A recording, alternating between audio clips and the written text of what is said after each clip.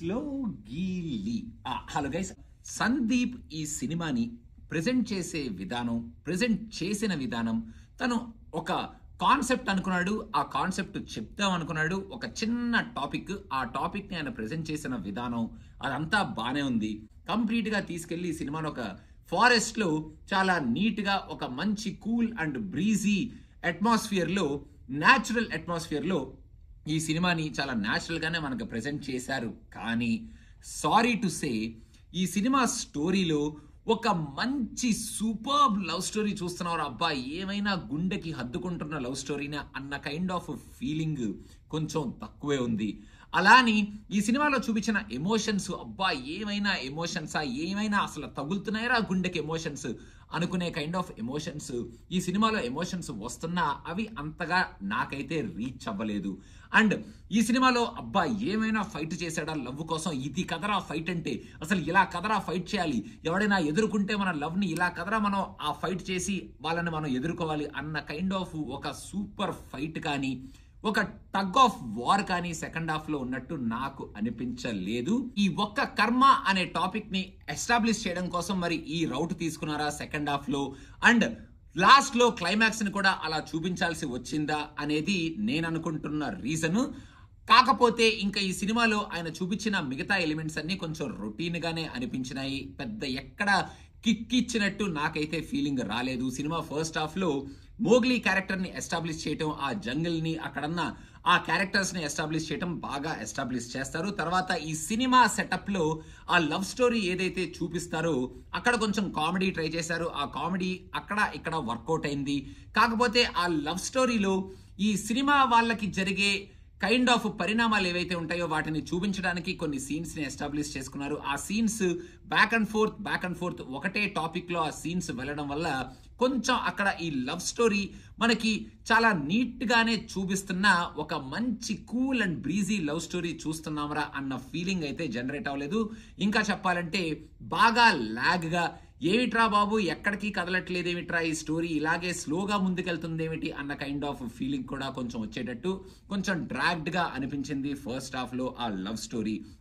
And first half లో actual గా కొంచెం డ్రాగింగ్ గా అవుతుంది. అసలు టగ్ ఆఫ్ వార్ ఎక్కడ, ఆ కాన్ఫ్లిక్ట్ పాయింట్ ఎక్కడ ఎస్టాబ్లిష్ చేస్తారు అనుకుంటే మన బండి సరోజ్ గారి క్యారెక్టర్ ఇంటర్వెల్ బ్యాంగ్ లో పడింది. ఆయన క్యారెక్టర్ కి ఒక మంచి కనెక్షన్ పాయింట్స్ పెట్టారు. ఆ సీన్ చాలా ఇంట్రెస్టింగ్ గా ఉంది. ఇప్పుడు బండి సరోజ్ కుమార్ వచ్చాడు కాబట్టి సెకండ్ హాఫ్ లో టగ్ ఆఫ్ వార్ నార్మల్ గా ఉండదు, చాలా డిఫరెంట్ గా ఉంటుందేమో అని నేనైతే ఎక్స్పెక్ట్ చేశాను. కాకపోతే సెకండ్ హాఫ్ లో టగ్ ఆఫ్ వార్ ఇప్పటి వరకు మనం చూసిన సినిమాల్లో ఎంతవరకు ఏ సినిమాలు అయితే ఇలాంటి సినిమాలు మనం చూసామో అలాగే ఈ సినిమాలో ఉంది. మన హీరో వల్నరబుల్ గా ఉంటాడు. కొన్ని సార్లు బోగ్లీ లాగా రియాక్ట్ అయిపోయి కొట్టేస్తూ ఉంటాడు, ఫైట్ చేస్తూ ఉంటాడు, పెద్ద పెద్ద విలన్స్ ని కింద పడేసి బాధేస్తూ ఉంటాడు. ఇలాంటి సీన్లన్నీ ఉంటాయి అనమాట. అండ్ మెయిన్ గా హీరోలో ఒక చిన్న పెయిన్ పాయింట్ ఏదో పెట్టారు. ఆ పెయిన్ పాయింట్ కూడా అంత స్ట్రాంగ్ గా ఎస్టాబ్లిష్ అయింది సెకండ్ హాఫ్ లో నాకు అనిపించలేదు. సెకండ్ హాఫ్ కూడా ఫస్ట్ హాఫ్ లాగానే కొంచెం డ్రాగింగ్ గా ఉంది. ఇంకా క్లైమాక్స్ ఒక పాయింట్ ఎస్టాబ్లిష్ చేయడం కోసం ఆ క్లైమాక్స్ ని అలా చూపించారు. ఆ పాయింట్ అయితే కొంచెం స్ట్రాంగ్ గానే ఎస్టాబ్లిష్ చేశారు. ఈ పాయింట్ ఈ సినిమాలో మరి లవ్ స్టోరీలో ఇలాంటి పాయింట్ ని ఎస్టాబ్లిష్ చేసి ఈ పాయింట్ కోసమే ఈ లవ్ స్టోరీని తీస్తున్నానా అన్నట్టు మనకి ఈ స్టోరీని ప్రెజెంట్ చేశారా అన్న ఫీలింగ్ వచ్చేటట్టు ఆ క్లైమాక్స్ ఉంటుందన్నమాట. Roshan did a great job, బాగా చేశాడు. ఆ పెయిన్ పాయింట్ ఒక పెయిన్ఫుల్ లవర్ లాగా బాగా యాక్ట్ చేశాడు. సెకండ్ హాఫ్ లో ఉన్న యాక్షన్ సీన్స్ లో కూడా మంచి యాక్షన్ హీరో లాగా బాగానే కనిపించాడు, బాగానే చేశాడని చెప్పాలి. And heroine also did a good job.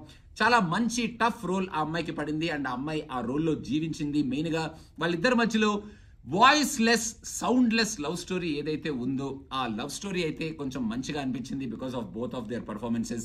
బండి సరోజ్ కుమార్ గారు ఈ సినిమాలో ఉండేది హాఫ్ ఆఫ్ ద మూవీలో, బట్ ఆయన క్యారెక్టర్ ఎరక్కొట్టేసింది, అసలు ఆయన ఎరక్కొట్టేశారు అన్న కైండ్ ఆఫ్ ఫీలింగ్ అయితే నాకు రాలేదు. మేబీ నేను కొంచెం ఎక్స్పెక్టేషన్ ఎక్కువ పెట్టుకున్నానేమో ఆయన క్యారెక్టర్ నుంచి.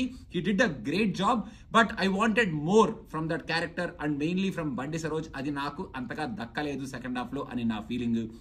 ఇంకా వైవా హర్ష ఈ సినిమాలో తను ఇంతవరకు ప్లే చేసిన కంప్లీట్ కామెడియన్ రోల్ కి కొంచెం డిఫరెంట్ రోల్ ప్లే చేశాడు and he also did a good job in that role. కొంచెం మధ్యలో కలర్ ఫోటో రిఫరెన్సెస్ అది ఇది కొంచెం క్యామియోస్ తో చూపించారు. అది కూడా 1-2 సీన్స్ బాగానే ఉన్నాయి.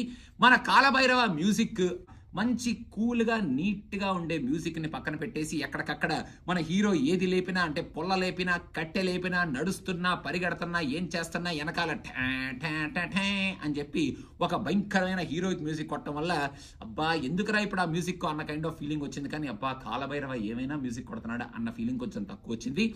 థియేటర్లోంచి బయటకు వెళ్ళేటప్పుడు ఒక రొటీన్ సినిమానే చూసాం. సందీప్ ఏంటి ఇలా ఒక రొటీన్ సినిమాని మనకు ప్రజెంట్ చేశాడు. Though this movie is presented in a different way అన్న ఫీలింగ్తో బయటకు వస్తాం. కానీ ఒక మంచి మళ్ళీ ఒక colour photo kind of cinema చూసాము, ఒక మంచి లవ్ స్టోరీ చూసాము, ఒక మంచి ఫైట్ ఫర్ లవ్ చూసాం అన్న ఫీలింగ్తో అయితే మనం థియేటర్లోంచి బయటికి రాము అనేది my take on this movie అనమాట.